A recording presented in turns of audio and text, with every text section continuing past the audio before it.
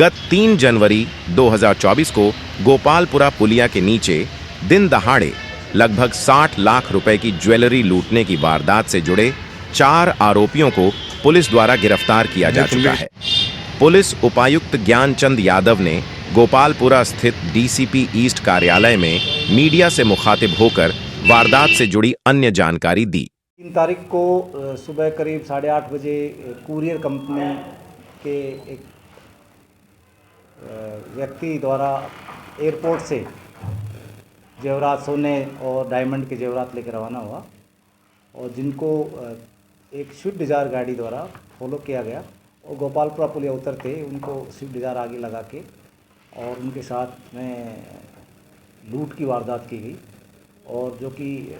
फरियादी ने तुरंत थाने पे इतला की। सुमन जी और एसएचओ और एसीपी संजय, एसएचओ रंजीत और पूरी टीम, डीएसटी की टीम, इसमें लक्ष्मी और हमारे अशोक और जो साइबर का एक्सपर्ट है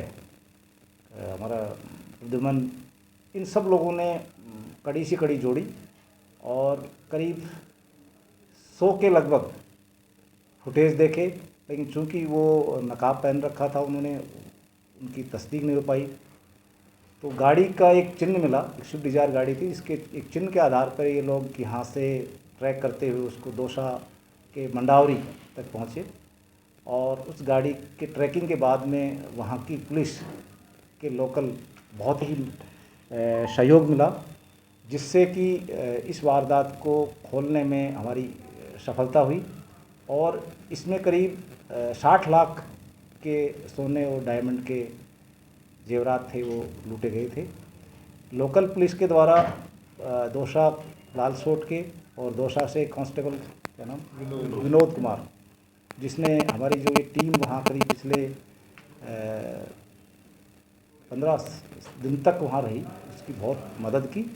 जिसके कारण से इस वारदात का खुलासा हुआ। इसमें आज 4 मुलजिम को गिरफ्तार किया गया है और जो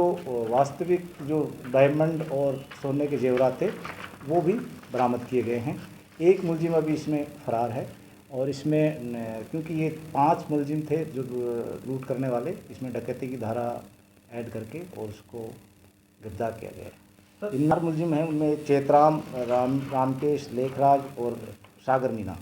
ये जो सागर मीना है ये पूर्व में ही कुरियर कंपनी में काम कर चुका है और इसको ये जानकारी थी कि कैसे ये कितने केयरलेस से लेके आते हैं, उसको हम आसानी से लूट सकते हैं। ये एक स्कूटर के ऊपर ही इतनी जेवरात को एयरपोर्ट से लेके आ रहा था, तो कुरियर कंपनी का व्यक्ति था। इनके एक व्यक्ति के खिलाफ आपराधिक रिकॉर्ड है और बाकी के बारे में भी पूछताछ की जा रही है, क्योंकि रात को ही टीम ने इनको दस्तयाब किया है। अभी इनका डिटेल लिया जा रहा है। सर, 2 आरोपी जो हैं वो गंगापुर सिटी से हैं और 2 दौसा से हैं, तो क्या इन्होंने इस पूरे वारदात की रेकी की है या? बिल्कुल, अभी तक की प्रारंभिक पूछताछ में सामने आया है कि इन्होंने चूँकि ये कुरियर कंपनी है जो कि यहाँ के जो जौहरी लोग हैं उनके लिए बाहर से माल लेके आता है और माल को आगे वो सभी संबंधित व्यापारियों को देता है। तो ये इन्होंने पहले रेकी की है और रेकी करने के बाद में इन्होंने ऐसा स्थान चुना है जहाँ से ये आसानी से फरार हो सके और वहाँ से, ताकि पुलिस का पीछा हो तो वो रास्तों के जानकार थे, रास्ते किधर से निकलने। प्रारंभिक पूछताछ में ये भी देखा है कि ऐसे रास्तों से निकलना है जहाँ पर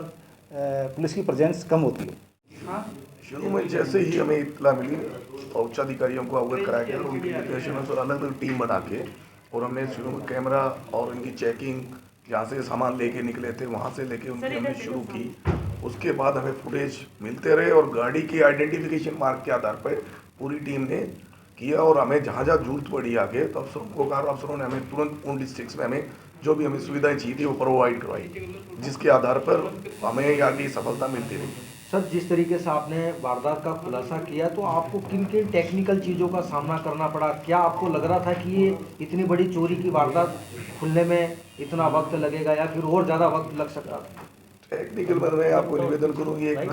ये है कि जितने कैमरे जो अपने प्राइवेट कैमरे लगे हुए हैं, जब इनको चेक करते हैं तो उनमें आधों में उनका विज़न गड़बड़ है, आधों में उनकी फोकस गड़बड़ है। तो यही हम इनसे जो प्राइवेट कैमरा लगे हुए हैं उनसे निवेदन करके समय समय पर अपने कैमरा ये चेक करते रहें, ताकि उनसे हमें भी सहूलियत हो और उनके भी यहाँ इसका फ़ायदा रहे। में जो कैमरे हैं, सीसीटीवी फुटेज हैं, वो हमारे लिए काफ़ी मददगार रहते हैं और वारदात को खोलने में, मुलजिम तक पहुंचने में उनकी महत्वपूर्ण भूमिका भी सामने आ रही है। इसमें जो गाड़ी थी स्विफ्ट डिजायर, उस गाड़ी के पीछे सीएनजी किट था और वहाँ पर एक ब्लैक मार्क लगा हुआ था। तो वो एक हमें यहाँ पॉइंट मिला, क्योंकि आप देखते हैं गाड़ी बहुत फास्ट चलती है, लेकिन जो हमारी टीम थी, जो मैं बार बार जो डीएसटी और थाने की जो टीम थी और जो उन्होंने उस चीज़ को मार्क किया और कि भाई और कम से कम भी वहाँ पर 500 के लगभग गाड़ियाँ, 100 के लगभग जो फुटेज थे, उन सब फुटेजों में उसका मिलान किया, गाड़ी देखी, तब वहाँ पर ये चीज़ आसूचना के रूप में डेवलप की कि ये गाड़ी इस जो स्पोर्ट वाली गाड़ी किसके पास है। तो ग्राउंड से ही हमें इस सूचनाएँ मिली और इसमें काफ़ी मदद मिली। वो यहाँ पर बाकायदा ऑर्डर से माल मंगवाते हैं और वो माल एयरपोर्ट के माध्यम से, कस्टम के माध्यम से आता है और कस्टम से वो डिलीवरी को छुड़वाते हैं। डिलीवरी छुड़वाने के बाद में वहाँ पर कुरियर कंपनी में जाता है, वहाँ पर जो व्यापारी जिसके पास फ़ोटो जो बिल होते हैं उनके आधार पर वो कुरियर कंपनी से माल को छुड़वाते हैं। ये बिल्कुल कुरियर कंपनी द्वारा फेयर तरीके से अभी तक काम करना इसमें पाया गया कि, और लेकिन ये जरूर कहूँगा कि ये कुरियर कंपनी ने बहुत ही हल्के में लेते हुए इसकी सुरक्षा व्यवस्था नहीं करते हुए इतना बड़ा माल लेके जा रहे हैं। तो सर, आप इस बात को मानते हैं कि हमें और पुलिस को हाईटेक और ये करने की ज़रूरत है? अगर सीसीटीवी अगर ज़्यादा अगर लग जाते हैं तो हमें इस तरीके से खुलासे। मैं ये कहूँगा कि जो हमारी जो टीम है ये, जिसमें मैं ये SHO